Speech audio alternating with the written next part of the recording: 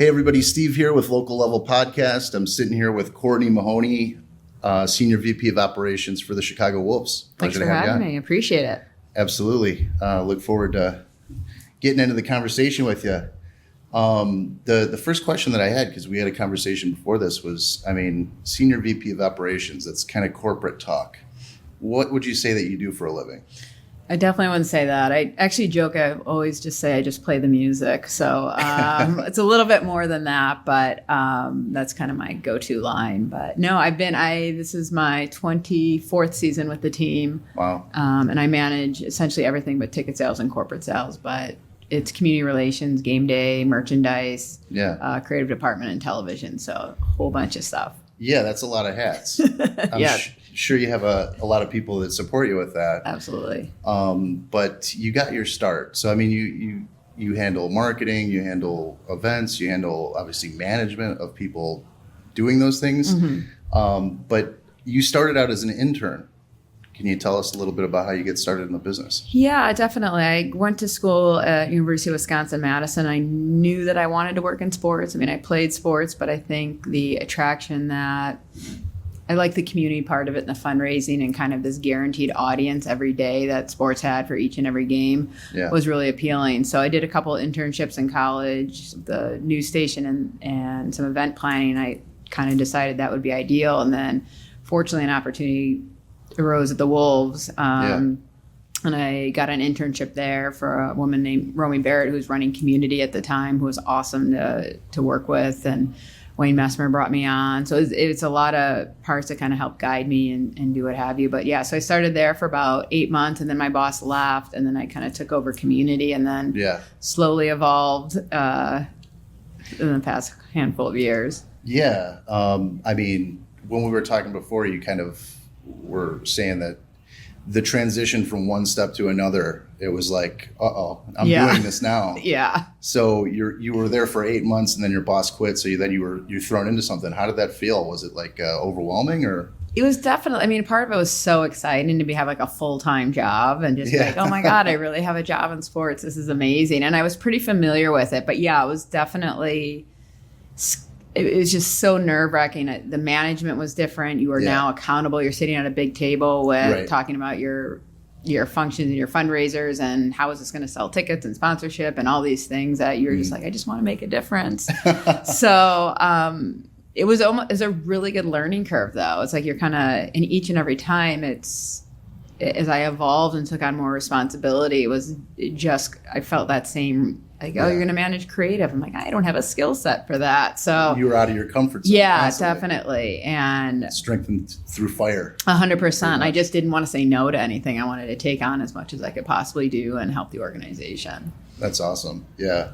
That's usually when I talk to people that have worked for many years in a corporate type of environment, they're beat down and just completely dead inside. Yeah. A lot of times. Yes. Very different. It definitely doesn't seem like that. 24 seasons in the organization since becoming an intern. Mm-hmm. What keeps you around? It's an amazing place to work. The owner, Don Levin, who I've worked with, is very big in community and charity. Our Adopt a Dog program is kind of his passion. So it's crazy. We do once a month, we have an Adopt a Dog game where we have dogs from shelters there and fans have an opportunity to adopt them, and they do. Yeah, and it's awesome. And our fans are so supportive of all these endeavors, and we'll get, their Christmas cards or their holiday cards with their dogs or just updates on them and what a difference it made. But his ownership and kind of also allowing me the freedom to grow and the freedom to take on that responsibility and like, hey, I really want to try this charity. Can I do this? And he kind of gives you a lot of freedom. So that's been huge. Buddy Myers is another part of it that's been super supportive. So there's so many like mentors. Wendell Young, who was our general manager, kind of my surrogate father, who they take me in on Christmas and holidays, and his whole family, and he was a player, he's a coach, and now he's our GM. So the way he kind of also helped me evolve has been tremendous. So that support, and they're all still there, and they all make it. We're all just as passionate, so it's pretty cool. Yeah, that's working for any company or in any environment where you kind of feel like you're with family. Very much so. It's great. Yeah. I love to hear that. And, the fact of the matter is I grew up in the area, and the Chicago Wolves have always been around, on the radio, on TV. And that was you. You were putting most of that stuff out. I mean, you and your team. Definitely. Over the years, things have kind of changed a little bit with social media.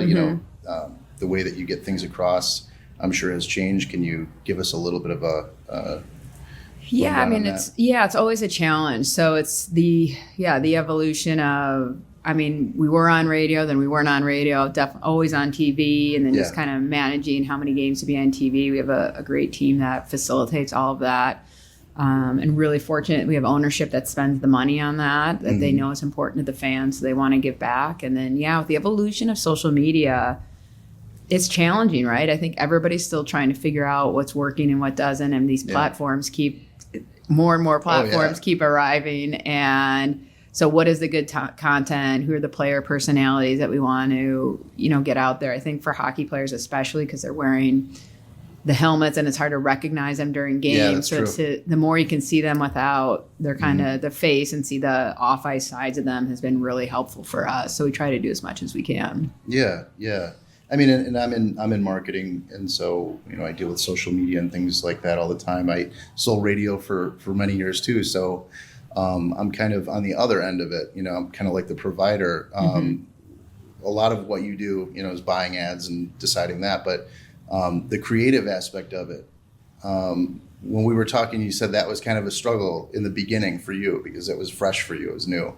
How has that evolved, on your end? Do you really let your team handle that, or do you play a role in that? How does that work? I play a role in a lot. My guys will always say, I mean, I'm probably to a fault, like very, very involved, which is what I like and it's really important for me to, if I have that responsibility, to work with them and as a manager and as a leader, but still definitely involved.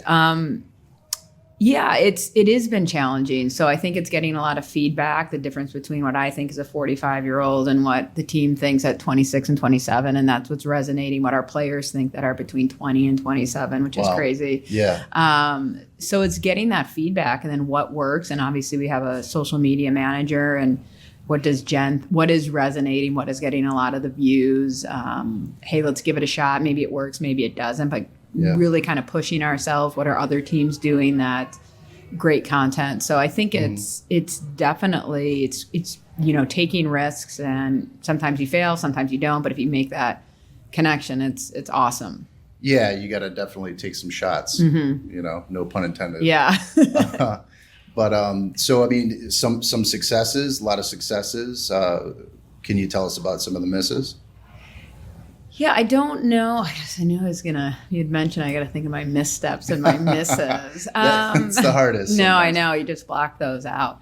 It's tough to say. I think for us, it's just kind of forcing to go to the big shoot. Like we did a fun Halloween. We brought a bunch of guys to Great America and did some scary stuff. And the video was great. I think it went really well. Maybe didn't get as much views or as much as they wanted, but it was well worth the exercise of going through and getting the players out of their element and doing that type of thing. So I thought it was great. I think she was a little disappointed in the numbers, but it's just, okay, great. What are we going to do next? How do we build on it? What didn't resonate? So it's just changing that content too. I mean, it's tough to go to practice every day and see the same thing. So how do we cater to maybe beyond just our season ticket holders who are watching all the time? So what is it that the common person, like, hey, you might have caught, why you're, catching up on Instagram or Twitter, what resonated with you to be asking the community. And I think for us, the affiliation with Vegas has been really great. Like, how does that work? So they're an NHL affiliate. So the majority of players on our team and our coach are on Vegas NHL contracts. So it's like a two-way deal. Some are on a one-way, but so they get paid different money. But our job is kind of to develop them and get them good enough to play in the NHL. And the difference, I think, for us and most AHL teams is our owner is 100% wants to win a championship.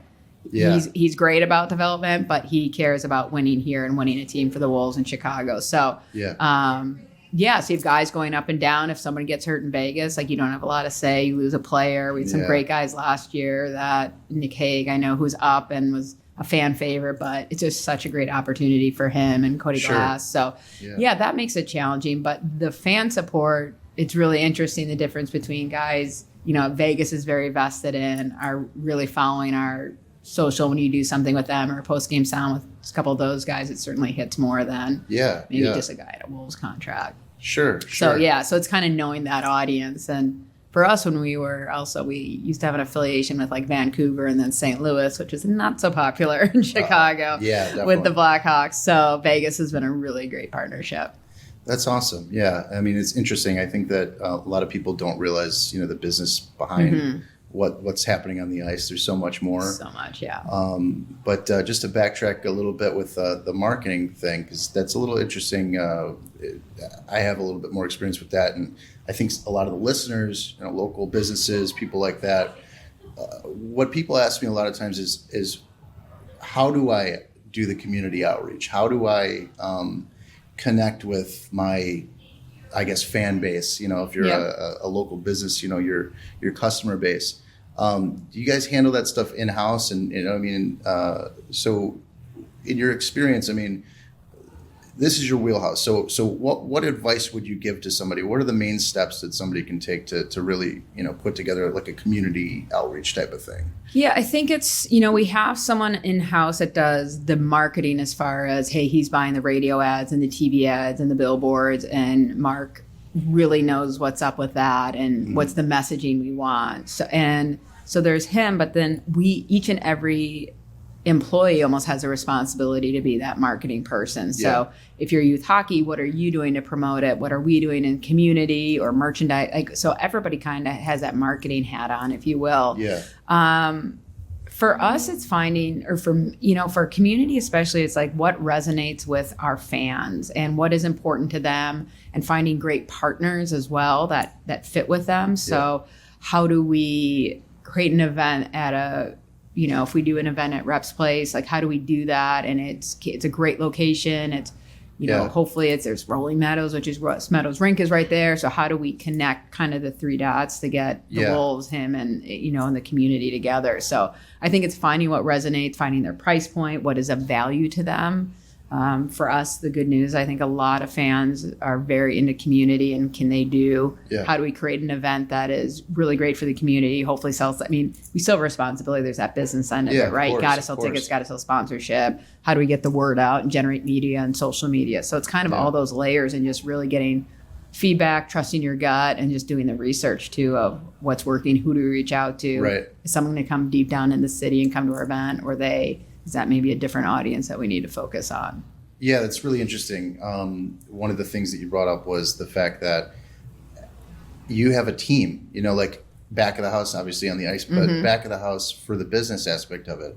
And that goes down to the person that sweeps the floors. 100%. And everybody plays a role. Everybody has a spot there. But the interesting thing is you mentioned that everybody has to kind of promote.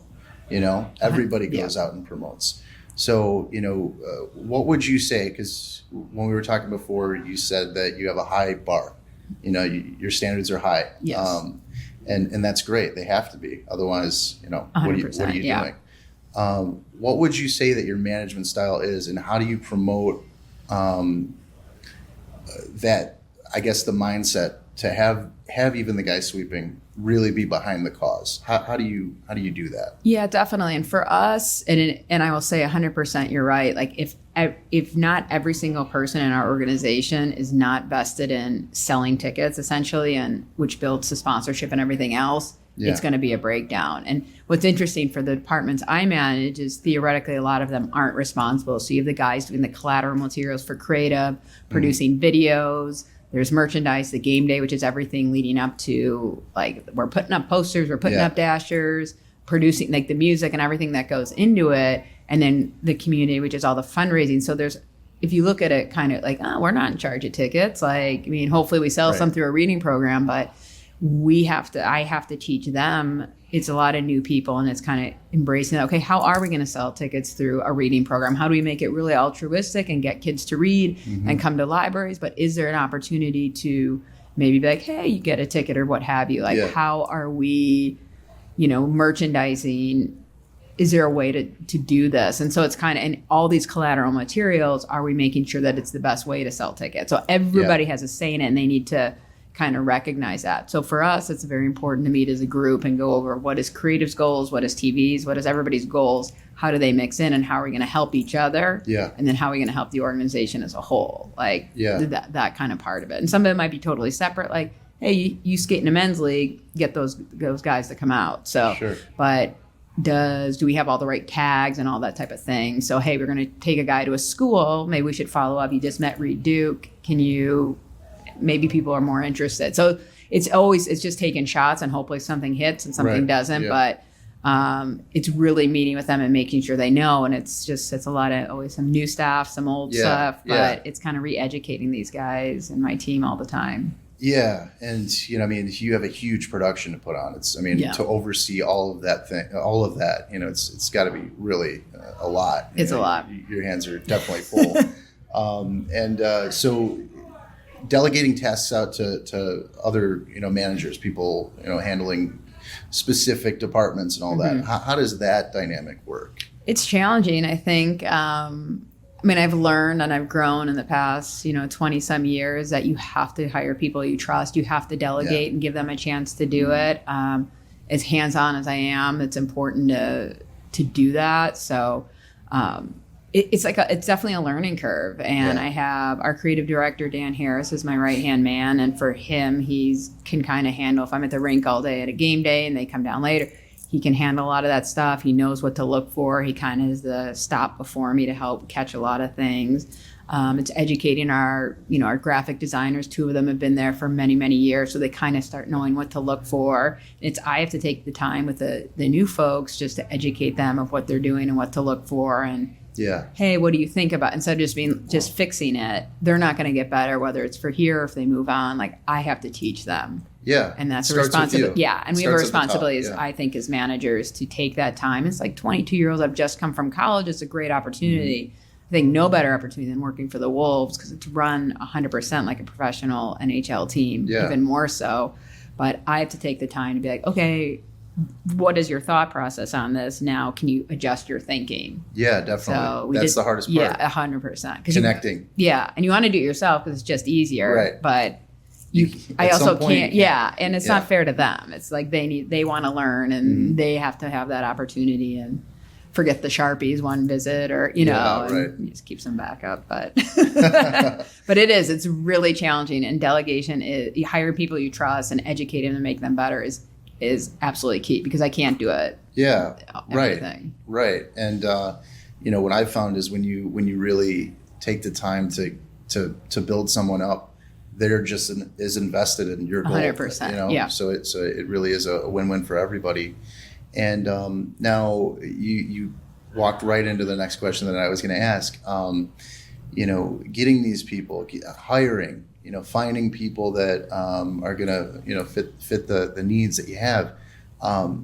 What are some of the qualities that you look for in those people, and what type of people are they? Are they college educated people? Are they people that are just passionate about the thing? Is it a mix? Yeah, I typically look for college degrees. I look for what people have done during that time. I'm not a big GPA person. I'm not a big, what did they do if they went to grad school or got what their degree in is, quite honest. I kind of look at what they did during school. Did they have internships? Did they have experience? Did they work? For me, and especially, I guess, the departments I manage, I think most everything can be taught. Whether you have 10 years of community experience is going to be different, whether you're at the Blackhawks or the Fire or somewhere or here. So that's going to be taught. For me, I want someone that's super passionate, super dedicated, knows what they're signing up for. Hey, it's a lot of hours. It's not a lot of pay, but it's an amazing place to work. And if you want to buy in, this place is awesome. And you can kind of get that from what's your work ethic. Like, we've kind of talked, were you bussing tables? Were you doing something? So you kind of have that experience of how hard it is to work, because it is a grind. It's a huge grind. And it's different than, we are there. I'm setting up dog cages on those adopted dog games, and we're hanging the dash. We're doing all that physical labor. So it's just, you kind of, hey, you're going back and forth to the rink, dropping off. Right. If we don't have the luxury of, we're dropping off the bobbleheads or dropping off the clink, so all that the merchandise, all of that is on us. So you kind of get a gauge right away just from talking to someone, and then just a little bit of what that experience is. So I want to go getter. Yeah. Well, you got to be a go getter for that. That's a lot of things. I mean, when you walked in here, you just handed merch to the waitress. So you're always you're always absolutely promoting. Yes. Now that's a great thing, but people hit a wall sometimes.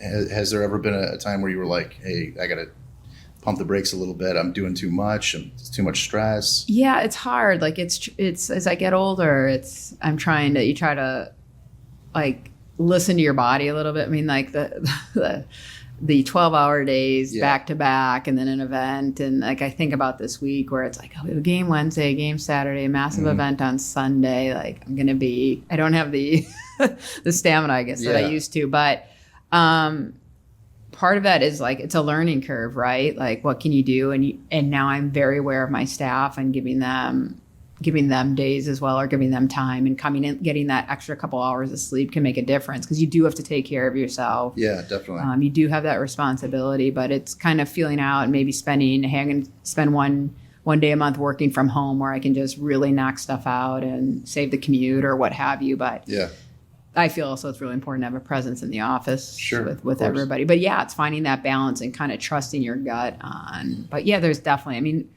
we were fortunate. You don't want to complain ever about going to a championship, but all of a sudden it's like last summer we played till June, and then you flipped around and we started October 5th, and like, where did the summer go? Like it's a handful of weekends off, and then you're right back at it. So it's the season. I think also it was last season or 2 seasons, we had like a November that I swear we played like, and it just killed the staff. I mean, it was just so exhausting. And you still talk about it like, that was a rough one. Yeah. And you just have to keep an eye out on everybody, because everyone's, I think especially with my group, are pretty diehards, and they'll be in the office when they're sick. And I'm like, get out of here. Like so it's awesome, but you just got to keep an eye out on them. Well, that's, I mean, the culture, obviously everybody, it seems like you have a tight ship. Definitely. That's why you guys recently just won a conference. Western Conference Championship. So that's a few games shy of the Calder Cup, but hopefully this year we can turn it around. You guys are working for it, that's for sure. Yeah, definitely. Yeah, and so another thing is, you mentioned that you're getting people started at a young age. Getting a lot of experience working on the job. Building up their skills, and then.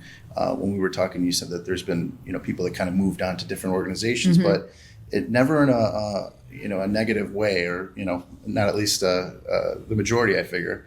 How do you make those relationships work like that? What do you think it is that you guys do that is different than the other type of business? Because with me, when I would work with a company, if I move to a competitor, if I move on, I'm not really talking to those people anymore. I mean, maybe one or two, but it seems like you have that kind of feel. How does that work out? What do you think that is? I mean, I think because it's just everybody, it's a lot of it's a stepping stone or a starting place, the Wolves, and a lot of people are, I think smart enough to stick around because it is such a great organization, but you're spending so much time in your building. And for me as a manager, it's important to, you definitely work hard, play hard, but you're building a relationship and a friendship, and you have to decide at some point what opportunity is right for them. So if someone has an opportunity to go to the Bears or go to the Hawks, and that's a better fit for them, where they can grow, where they can't, like, who are we to? It's just not realistic for us. So I think it's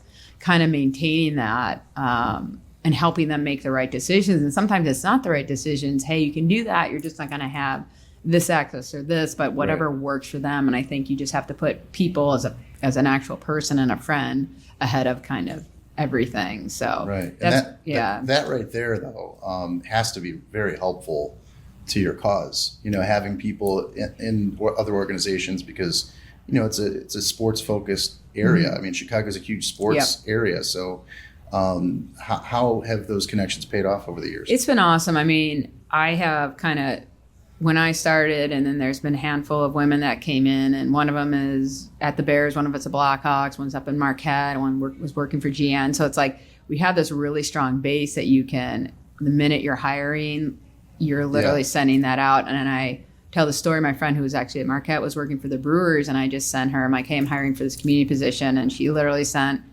one person over, and I trusted her judgment. She knew what I hired her essentially on the spot just based on that referral and that person knowing that. Trust so factor. 100%. Like, you can tell her what she's going to get in for like working with me, but I know that, and she was wonderful. She was amazing. So I think it's kind of that resource. And even like we have actually the Stanley Cup coming out in December to one of our games, and talked to my buddy at the Hawks. I'm like, okay, tell me how how do you work the lines? Like, and it's just kind of sharing those experiences and stealing ideas, what works, what doesn't. It's very different, obviously, at that level in us, but it's still like, it's just, they understand the time. They understand what it's like to work Saturdays and Sundays. And it's just it's just not a foreign concept. So it's awesome. And I feel so great. And even other folks that have moved on, for me, it's probably my proudest accomplishment is how much I keep in touch with people that have worked with me or for me. It's huge, yeah. Yeah, I just think that's really, really important.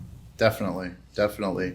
And, I mean, since there are so many other teams and organizations, a lot of times people think that it's just a straight, direct head-to-head competition all the time. And, to a point, there has to be some of that. How does that play a factor? Yeah, it's different. I think for us, I mean, it helps when the Hawks are doing well because there's a buzz about hockey, and that's awesome. But the price point is so different that if you're spending whatever, if you're spending $500 on Hawks tickets, our on the glass seats are like $35. So it's just a totally different. So for us, it's almost you're competing with the movies or the bowling or what else is going on just in Chicago or in the suburbs for your family or what have you. So it's good to have that buzz. It's good to play Rockford. There's definitely that affiliation that a lot of people want to come out and see that. But it's almost not. I mean, the Bears you're just not. It's such a different price point. Yeah, so I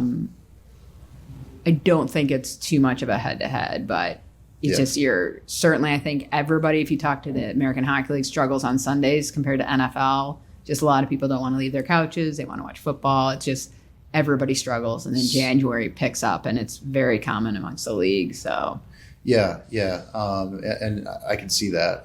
It makes perfect sense. So there has to be there has to be an uphill battle a little bit sometimes competing for space. And, God, yeah. I mean, for sure. So, creative outside the box thinking, doing things and working those 12-hour days, having your staff working. What do you guys do different that they don't do? How do you get an edge? Is it the price point thing? Is it, what is it that's different about the Wolves experience? Yeah, I mean, I think our experience is, we also have an owner invest huge in our game production. Like our opening show, which is done by Strictly Effects, are the same guys that are at the Country Music Awards, that do Coldplay, that do Jason Aldean, and every probably major artist. And this is something we invest in each and every game, which is insane. But it's also something that no one in the NHL can do just because the rules are different. So the amount of pyro we have going on with a wood roof is pretty exciting, and knock on wood. Oh man! But so it's that type of thing. And what are we doing to entertain? It might not just be about the hockey. So are we making sure the concourse is full of things to do? Our guys super accessible, which I feel they walk out the West End, so anybody on any given day can meet them and get autographs. It's really important for them to be accessible and meet the fans and know that type of stuff. And the amount of fundraisers we're doing or little events where you can meet the whole team and things like that, and getting guys to rinks. And it's just kind of always grinding to do what can we do, whether it's schools, rinks, hospital visits, just kind of getting our name out there. So I mean, and it is a different thing. The Hawks are at a obviously the pinnacle level of the type of business, but you play a huge role for kids especially, because it is accessible, and it's something where they can go out and see a show and really, if they're sports fans, hockey fans, they can get right up and up close and personal. So that plays a big role. What is it? I know it's not just the Adopt a Dog, but you did the reading program. Can you tell us a little bit about that? Yeah, we do a reading program. It's called Read to Succeed, and it's about kind of setting goals and achieving goals. So it's not necessarily for, hey, whatever kid reads the most books. It's if you decide, hey, I want to read 20 minutes a day, and I hit this goal, then I have the chance to win, whether it's tickets, knit hats, or a bunch of different prizes. We try to shake it up each year. And there's that part of it. And then the other part of it, which we extended to the schools as well, is having players come out and talk about the role that reading plays in their life. So, hey, I'm reading on the road, where you take a lot of bus trips, or I sit in the airport, or it was very important for me to get a scholarship and get an education. I played in Wisconsin. So depending on who the player is, we want to make sure the story is very authentic. But to hear that, oh, this hockey player is reading, or this is his favorite book, and to have kids come back each year, you see them at the library, and like, oh, they autographed last year, it's TJ Tynan, and then they're getting Paul Cotters this year. So that part's really cool. And then we actually do a French program too, which is really fun. And we bring the French guys to the schools, the French classes, so they have an opportunity to just speak French and then learn the value of having a second language. And so, so we try to do as much as we can, especially within the educational field, to show that they're just these, all these things are really important. You went to University of Wisconsin. Where did you study? I studied actually Spanish and communications. Okay. So I always joke with Spanish because there are like no Spanish hockey players. But yes. So how is that translated into what you are doing? I mean, you do communications, Spanish, but... I communicate is radio, TV, film, actually. So I did. So that part's been kind of interesting. I mean, was so long ago that certainly the skill set is different. But I would say my best experience was like intern at a news station. I interned at, I think it was like the visitor center. So I did a lot of event planning, that kind of experience. Or I worked in the summers. I taught sports camp. And just all of that, truth be told, I think was more helpful to getting my foot in the door with the Wolves and the other stuff. Yeah. So right. Probably not the right. I think I needed the degree for sure. So, but I that for me, I think was more helpful than. Yeah. I mean, that's a theme with a lot of people. You go into school, and a lot of people, either they know what they want to do and they go down that path and they become a doctor or a lawyer or something like that. But then there's also, you don't know what you're doing. You're just going there and testing things out. But it's the extracurricular things. It's the people that you meet, the networking and those relationships. That goes back to, obviously your work relationships, and, it kind of builds on itself. But do you find that,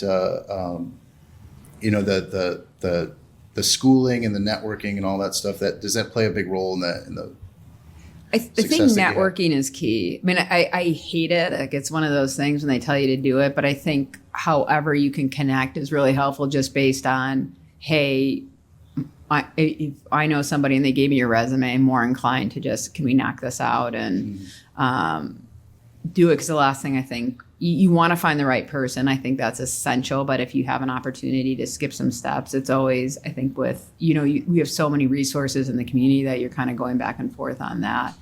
I think internships is so important, because even you're just like, I want to work in sports.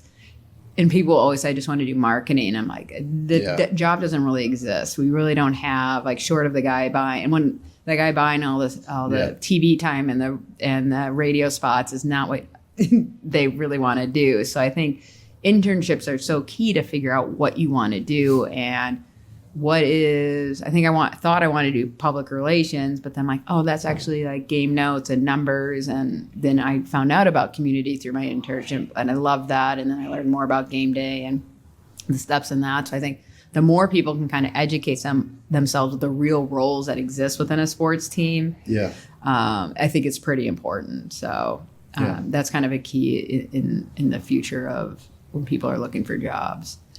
What would you say is your favorite part of what you do? I mean, of all the different things that you do, what would you say is the most rewarding favorite part? Yeah, I mean, I think all the community stuff, there's kind of twofold with that. I mean, just the opportunity to know that we spent a Tuesday night at Peggy Canane's in Arlington Heights, and we raised, $8,000 for breast cancer. And we know that for Silver Lining Foundation, every $175 is a mammogram for someone who can't afford one. Like, that's pretty awesome. Definitely. Or to see any dog that gets adopted and to hear those stories is like, and you see these dogs and you're talking about them during the games, and then they're like, oh my God, all of them were adopted, and the whole place goes berserk. That's it's great. So cool. And to see how great our fans are by, we're going to get another dog. And I mean, it's just awesome. And I think, we have a scholarship for a player that passed away, and to be able to honor, like we have Tim Breslin and Dan Snyder, and to honor Tim,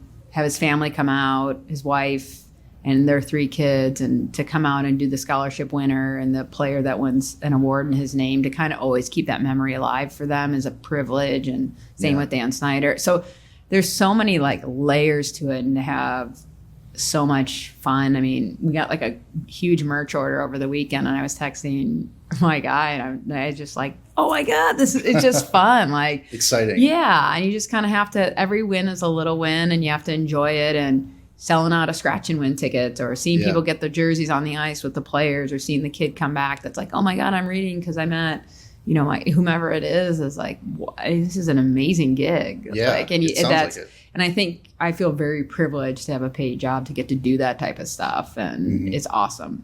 Yeah, I can imagine. I mean, it's stressful, but rewarding. Definitely. It's a lot of great things that you guys have done over the years. I mean, just if you can have one dog adopted, then that's great. It's exactly. And I think it's like it's the same philosophy. If like one kid starts reading because of our Read to Succeed program, that's awesome. Yeah. Or some kid is so. And it's pertinent also, like after 24 years, you can't get complacent. So it's like, what are we going to do differently? How are we going to do more? How do I get 2 more dogs adopted? Whatever it is. How do we get to 1,500 dogs adopted? And trying to kind of sort that out. So you just can't. I think it could be easy to just kind of do what we were doing, but how do we make everything better and improve? Right. Yeah, if you're not improving, you're dying. Right. So there are some downsides to being the boss. One of those downsides is you have to let people go sometimes. Yeah. Some people underperform. Some people, just say something crazy or whatever. Do you have any advice for somebody on how to deal with that? Have you encountered a lot of that? Yeah, I mean, it's like, you're exactly right. It's like the worst part of your job. Yeah. I find for me, anytime is true, just being authentic with them. I mean, I think no one's been blindsided when they've had to let go. It's like, these are the things we need to work on. This is where we need to get you. And if you're not getting there. So I think for me, I've been very honest with them and like, hey, let's give you some time to sort it out. And I've been able to maintain a lot of those relationships, which is, I feel super lucky. But then there's people that aren't a right fit. And it's just kind of like, this isn't for you. I think it takes a special person to excel and work in sports. Yeah.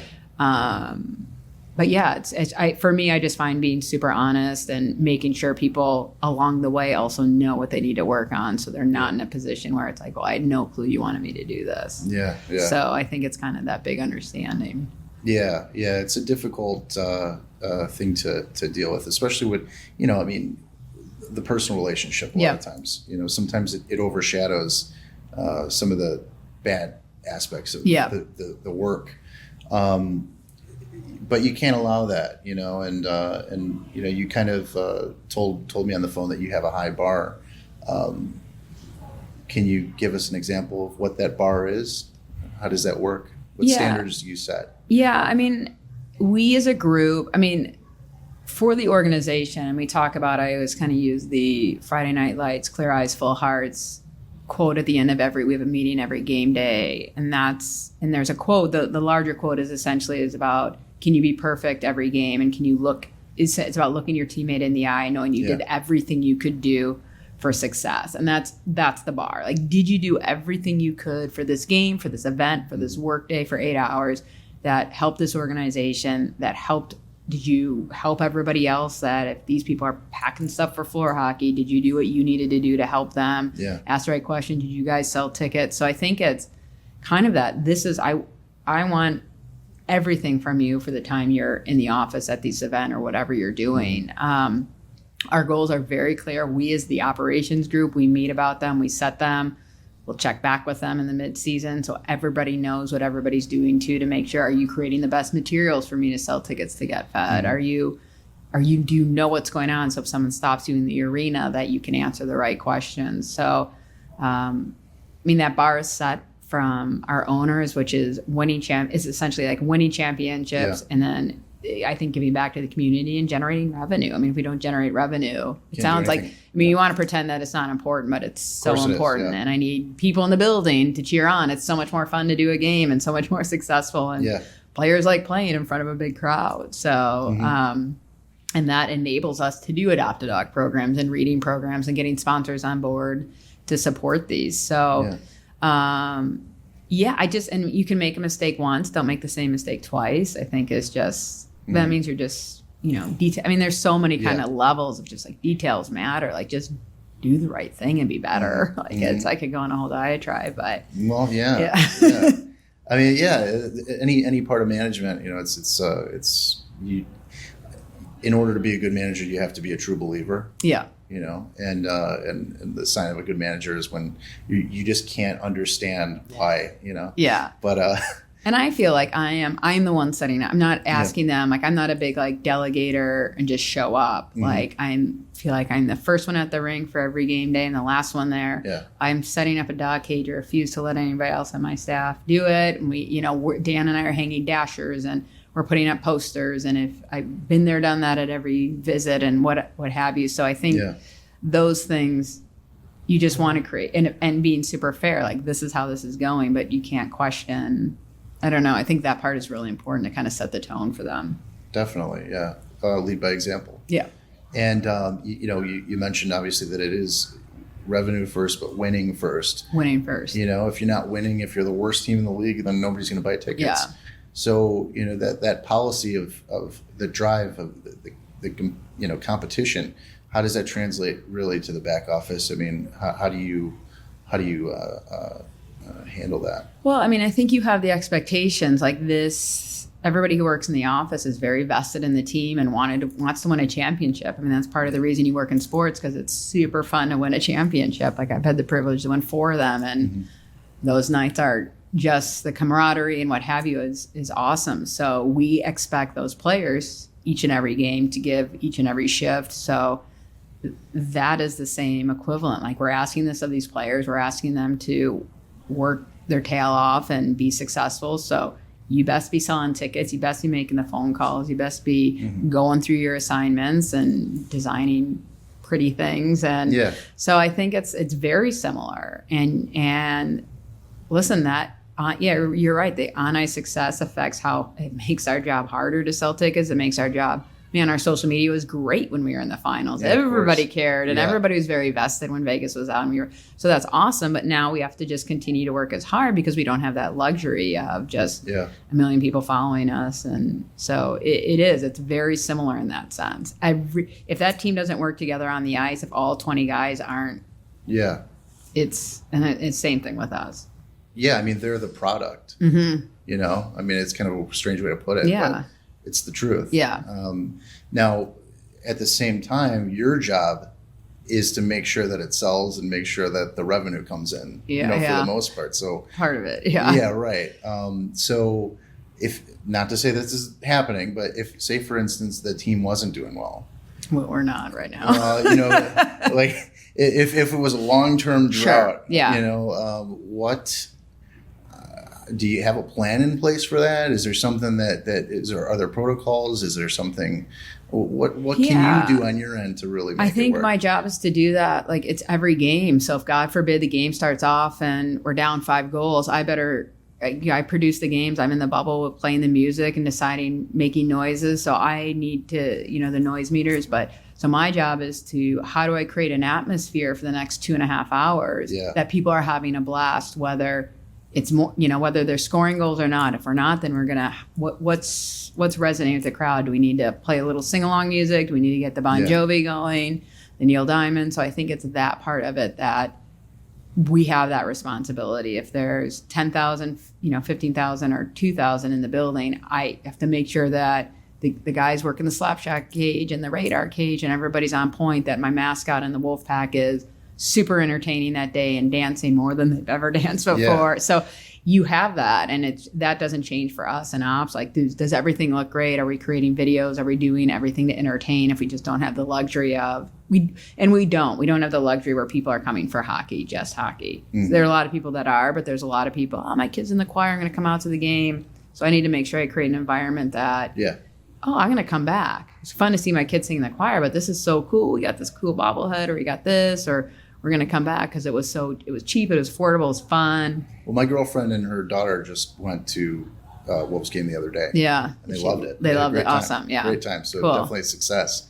Another thing that I was thinking is if you really do the marketing and do the hype and get people in the seats, that has to give a morale boost to the players. Definitely. How does that work out? Yeah, 100%. I think, those guys love it when we did a game not so long ago. It was a Sunday, and Stephanie Evans, shout out, she kills it at selling tickets, but at a huge patriotic choir, as a military appreciation weekend, and so many people in the building, the place was buzzing, and it was so fun. It was fun for the staff, it was fun for the people there, and the guys loved it. They definitely, this is what they want to play. It's no one wants to play in an empty arena. So of course. Yeah, I think it definitely registers with them, and they, to come out to that show every single game is pretty cool. Yeah, and it is. It's like a huge production, and there's got to be a lot of pressure. But that's part of part of it. You know?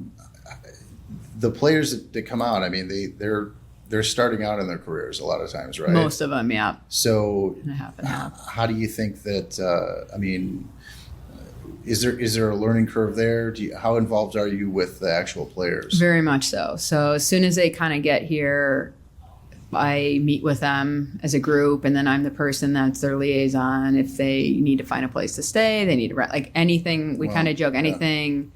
If it's not power play or paycheck related, I will take care of it. I've taken guys to get driver's license, social security cards. Yeah, because I think it's important to, my job is to make an environment too for them that all they have to worry about is playing hockey. So that they're happy, that their families, or if their wives are here, the wives that sacrifice and come out and they're giving up jobs or just to support these. Yeah, and that's a tough.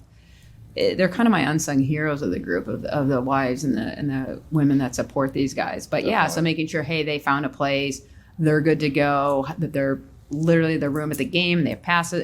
I talk to a lot more. The guys are so young. I think I talk to more moms and dads than I do wives and girlfriends. But so it's really important. But then also I'm the person that's hey, I'm gonna need you to go to this school. We're gonna do these up here, and I don't really ever have issues. But so it's very. And hey, what do they want to do? It's really important to me to support mental health. Great, let's figure out a way for you to do that as a player. How do you want to give back? Breast cancer is important. Great, I'm going to make sure you're at the breast cancer fundraiser. What do they want to do? When I meet with them, your number one job is to win a championship, and then your second job is to give back to the community. This is what's expected. That's and huge. Our GM, it's me and the GM that do the meeting. So you're expected to walk out this is how this is going to roll. So also, what's important to you, and how do I help you guys give back to something that's really important? Or what do you feel comfortable with? Do you feel comfortable talking about reading? If not, don't worry, then I can bring you to an ice rink, I can bring you to a hospital, I can find something. Don't worry. There's plenty. So I'm very tight with the guys and their families and wives, and that's a huge perk of the job, in the sense of just the relationships you built, no different than Wendell I just knew as a player, and he's looked after me, and his wife's amazing, and his family's adopted me. My parents are out south. So so it's, and just friendships I've gotten, and to know, Jamie Breslin and her family, and I knew Tim when he played and he was alive, and they looked after me, and so to be able to do something to make it hopefully 1% better for her kids that lost their father is definitely a privilege. So that's very, it's an important thing. There's a lot of moving pieces, a lot of people involved. Besides dollars and tickets and all that, there's a human aspect of it. Very much so. The main part is the human aspect, and it's really interesting. I didn't even realize how deep your role goes. You're on all sides. So that's a lot. It's a lot. And your phone blows up. I had 2 years ago, one of my best friends now is like, hey, where can I get a cake with skates? And I'm like, with our mascot on it. She's like, I was going to call Surrey or just ask Surrey, but I figured I'd call you instead. I'm like, I got a place. It's just like your Saturdays and Sundays or not that, but like it doesn't end. But it's also what I love about it. And it's definitely both sides. Yeah, that's great though. I mean, you when you say it, you smile. Yes. So that's great. Yeah. How about after the new year? Do you have anything set up for the new year? Yeah, we have a lot going on. So our biggest thing in January will be, so the Stanley Cup coming out on the 22nd with Santa will be there as well. And then January, the 18th and 19th is pretty cool because we do Turtle Wax sponsors these military appreciation jerseys. Mm-hmm. So the guys will wear those that we auction to raise money for military-related charities. But then we'll have couple events throughout the season. We do a couple bobbleheads. A lot of our giveaways are in the second half. So it definitely picks up for us once January hits. Great. And, you could buy tickets on, where can you buy tickets? What's the best place? Best bet is probably just call 1-800-THE-WOLVES or going online. Is it ChicagoWolves.com or? It's ChicagoWolves.com. Some stuff I think for like the Get Fed is ChicagoWolvesStore.com. So you can see there'll be a little place to buy like all the community, the really fun fundraising stuff. Awesome. Yeah. And you guys play at the Allstate Arena. Yep, correct. Awesome, in Rosemont. And this is a really great thing. I mean, everything that you're doing just the Adopt a Dog, the reading, like I said, that they loved it when they went the other day. That's awesome. They said the show was great. Yeah. So whatever you're doing is working. Appreciate it. Hopefully the team starts winning a little bit more. Yes. So a little turnaround, a little bit of a feel good. We're typically actually terrible in November. Yeah. Why do you think that is? I don't know, but it's been consistently actually bad. In the last 3 years, we've won the divisions and conference. So hopefully it just turns around. Yeah, they're just trying to. I feel each other out. I don't know. Get ready. We do a big Thanksgiving, so maybe they'll get inspired after that. So. Yeah. Well, we'll definitely keep an eye on it. Appreciate it. And it's definitely a pleasure to have you on. So thank you so much for having us. Yeah. And, for everybody, definitely check out the ChicagoWolves.com. I can tell you that the show is good. It's worth it. Even if you don't like hockey, the show is great. I take that as a compliment. So it's okay. So check it out. And Courtney, it's really a pleasure to have you on. No, thanks so much for having me. I'd love to come back. Yeah, we'll definitely will. Appreciate it. So take care. Thanks for tuning in, guys.